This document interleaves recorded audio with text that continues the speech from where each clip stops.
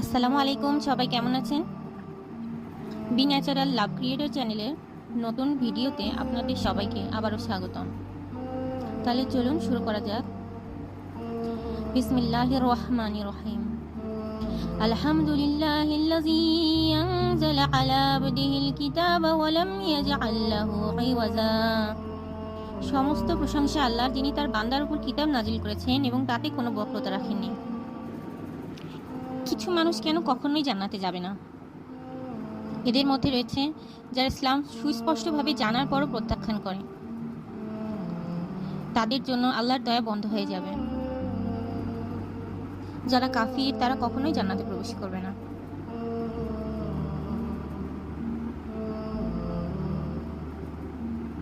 আল্লাহ তাআলা কোরআনে স্পষ্টভাবে বলেছেন, নিশ্চয়ই আল্লাহ তার সাথে শিরককারীদের জান্নাতে প্রবেশ করতে দেবে না। নবী মুহাম্মদ সাল্লাল্লাহু আলাইহি সাল্লাম বলেছেন, যার হৃদয়ে অহংকারের একটি অণু থাকলেও সে জান্নাতে প্রবেশ করবে না।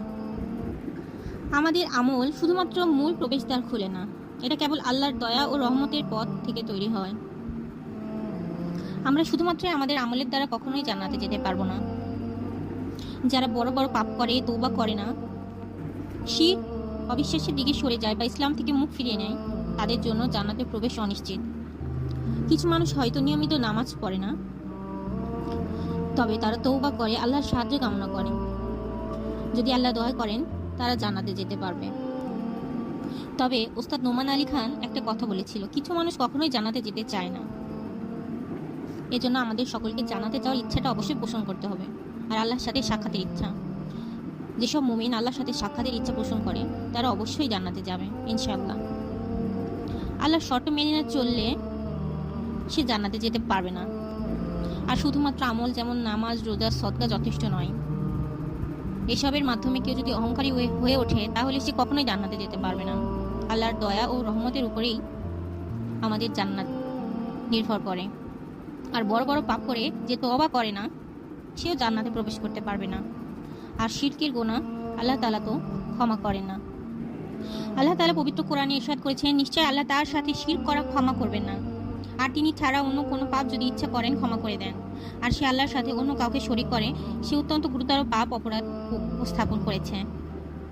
সূরা নিসা আয়াত 48। তবে ইসলামে একটি বিষয় রয়েছে, সেটি হলো তওবা। আর আল্লাহ সবসময় তওবার দরজা খোলা রাখেন। কেউ যদি তওবা করে, আল্লাহ তাকে ক্ষমা করে দেন। যারা শয়তানের ধোকায় পড়ে, তারা বোকা।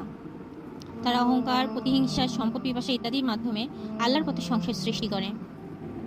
যাদের কাছে স্পষ্ট সতর্কতা বাণী আসার পরও তারা তা প্রত্যাখ্যান করে, তাদের জন্য জান্নাত অবশ্যই নয়। অনেকে জান্নাতে যেতে চায় না, তাদের মধ্যে অহংকার, দুনিয়াবি আকর্ষণ। আবার কেউ আল্লাহর অস্তিত্ব মানতে নারাজ। যারা ইসলামে বিশ্বাস করে না, আল্লাহকে অগ্রাহ্য করে, তাদের জন্য জান্নাত বন্ধ। নিশ্চয়ই আল্লাহর কাছে একমাত্র গ্রহণযোগ্য ধর্ম হলো ইসলাম। যারা তওবা করে, জ্ঞান ও হাদিস অনুযায়ী জীবনযাপন করে, তারা চাইলে আল্লাহর দয়ায় জান্নাতে প্রবেশ করবে। জান্নাতে যাওয়ার ইচ্ছা পোষণ থাকা অত্যন্ত গুরুত্বপূর্ণ। হাদিসে রয়েছে, সকল আমল নিয়তের উপর নির্ভর করে। ভালো নিয়ত করলে শুধু নিয়তের জন্য অনেক সওয়াব পাওয়া যায়। যারা নামাজ, রোজা, হজ, যাকাত এসব মেনে চলে, এগুলো আল্লাহর নৈকট্য লাভের একটি মাধ্যম। আল কোরআনে বলা হয়েছে, যে ব্যক্তি পরকালে প্রতিপত্তির আকাঙ্ক্ষা করে, যা আল্লাহ ও যা পথ প্রদর্শন করে, আমরা তার জন্য এমন প্রতিপত্তি বাড়িয়ে দেব। অর্থাৎ জান্নাত চাওয়ার মানে আল্লাহর সান্নিধ্য চাওয়া, যা ইহকালীন জীবনের অস্থায়ী প্রলোভন থেকে দূরে রাখে। আমাদের অন্তরে যেন জান্নাত এবং আল্লাহর সন্তুষ্টি অর্জনের আকাঙ্ক্ষা থাকে। আমাদের জীবনের উদ্দেশ্য যেন পরিষ্কার হয়, যেন তা হয় আল্লাহর জান্নাত অর্জন করা। সবাইকে ধন্যবাদ। আশা করছি লাইক, শেয়ার এবং সাবস্ক্রাইবের মাধ্যমে এই চ্যানেলের পাশে থাকবেন। আপনাদের দোয়াও কামনা করি।